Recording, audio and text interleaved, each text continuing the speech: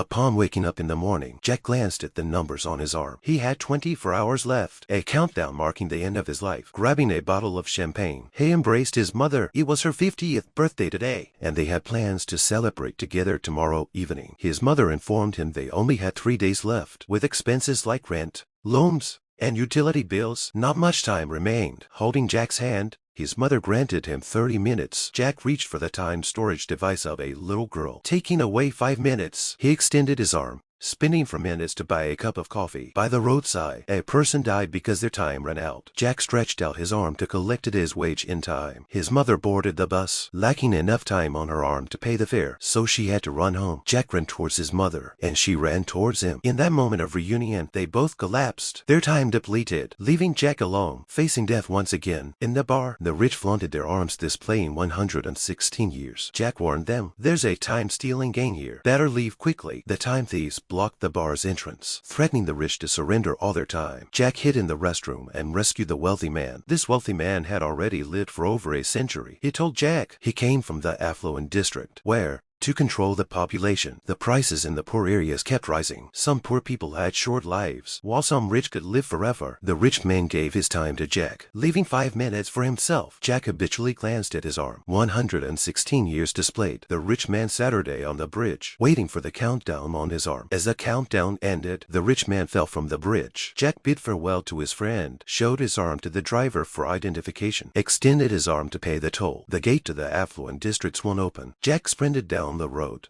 racing against time, scanning the surroundings. No one in the affluent district seemed to be in a hurry. Jack slowed his pace. He extended his arm to pay for accommodation. At lunchtime, poor habits die hard. Jack ate quickly. The waiter scanned Jack's arm, charging for the lunch. The waiter remarked, "From the way you rush through meals, I wager you're from the poor district." Jack donned a suit and entered the casino, paying a year's worth of time for entry. The attendant escorted Jack to the rich folks' table. There was a stake of 600 years at the table, with one of the rich having 9,800 years on his arm. Decisively, Jack placed a bet of 200 years. After glancing at his arm, in a bold move, Jack wagered all his time. With 3 seconds left, Jack topped up his time. Glancing at his arm, Jack won 1,100 years in the end.